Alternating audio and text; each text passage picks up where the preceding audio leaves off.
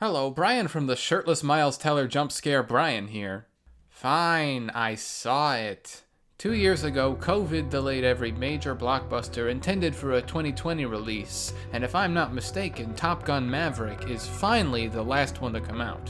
But if you're one of the 5 people who've watched my reviews for a long time, you'll know I wasn't excited for any of the movies I'm referring to. I thought most of them looked like garbage. Besides maybe Spiral, Mulan, or heaven forbid Free Guy, it was this movie I cared about seeing the least, because who cares about Top Gun? Even with all the hype behind this movie, I was barely inclined to see it because, 1, I'd have to probably watch the first movie, and I did, it's awful, 3 out of 10, but then it started getting rave reviews. Everyone across all barriers just adored this film. This movie crossed $1 billion worldwide before a Marvel movie. And I thought, really? For Top Gun 2? The sequel to a movie that played Take Your Breath Away 4 times in 20 minutes? That said, I caved and checked it out. And yeah, I see what attracts people to this. The flight sequences in Top Gun Maverick are a significant improvement over the first film, and the sound design carries so much intensity and weight. The camera movements and angles are all incredibly effective at communicating the sense of motion and the G-forces applied to the pilots' bodies. It also did a fantastic job of recreating the original's aesthetic and intended mood, just in a movie that doesn't make so many laughably stupid decisions. The first Top Gun has barely a story structure. The plot is mostly random nonsense, and then a third-act dogfight comes out of nowhere because it's gotta end somehow. So I was relieved at how quickly the motivations and goals of our characters are all established here. The improvements between the original and this film are mostly the filmmakers not doing basic mistakes. As he's gotten older, the harder it's been to distinguish one Tom Cruise character from the next, especially Maverick. The guy has no character traits besides being good at flying. What's crazy here is Tom Cruise gives the most emotionally charged performance I've seen from him in forever, all for a character with nothing to chew on. I'm pretty sure this was like a passion project for him, as he was also a producer on the film. So he really brought his A game, since this movie likely means something to him personally. Unlike last week with Jurassic World Dominion, Top Gun Maverick approaches callbacks with relative creativity. The story is at least about Maverick's nostalgia at returning to his old stomping grounds. It still has the air of obligation to wink at the audience rather than blaze a trail of its own, but there's certainly more effort than movies in the same position. The story and characters themselves, though, really leave something to be desired.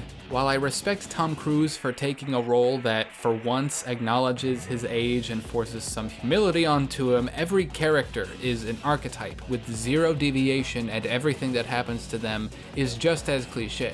Jennifer Connelly is not playing a character from the original movie. For a movie that, like I said, fixates on Maverick's past, it's strange for the romance to center around a character we don't know, and the film behaves like we should. Look, Top Gun Maverick is getting a lot of praise, but absolutely none of it comes from something that you wouldn't expect. Any scene with dogfights and F-18s delivers, and thankfully there's a lot of that. But the rest of the time I'm just waiting for someone to get back up in the air. Marvel has created a film culture starved of variety, causing audiences to violently cling to what remnants of variety have survived. I sympathize, believe me, but it doesn't mean I'm immediately gonna love whatever's put in front of me. To be honest, I'd probably write off Top Gun Maverick as overrated and save it for my summer recap if the dogfights weren't as exhilarating as they are. With that all said, I have to now give credit to the real star of the film.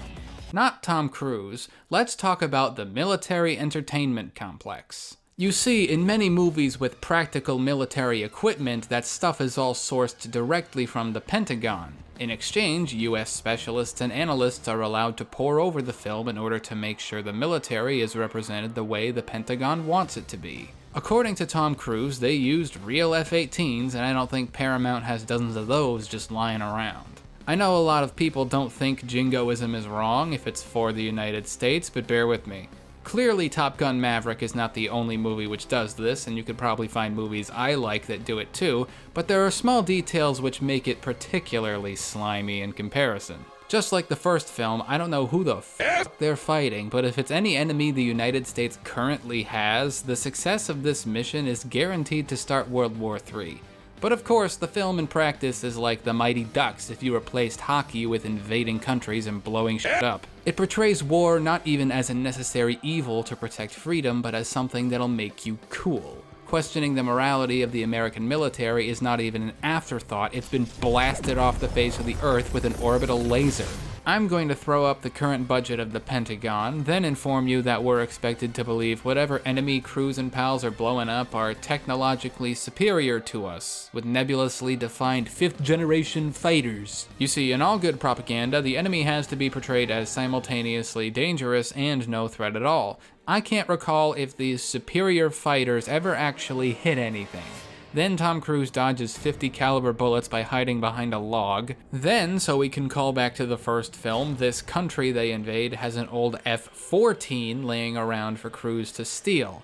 Is this country's science and military presence enough to threaten America or not? Even if you think this whole part of the review is neopolitical bullshit, what sense does it make when creating stakes in a screenplay to do this? Ultimately, the film is thematically immature. Second verse, same as the first, any character attributed to the people in Top Gun is irrelevant secondary to their virtue as Americans. The cliche narrative not just doing nothing when juxtaposed with the jingoism, but perpetuating it with over-the-top sentimentality. The effects of movies such as these are not speculation. Top Gun, the first one, caused record recruitment numbers for the Navy after it came out. It was so effective at this, they would station recruitment tables outside theaters showing the film.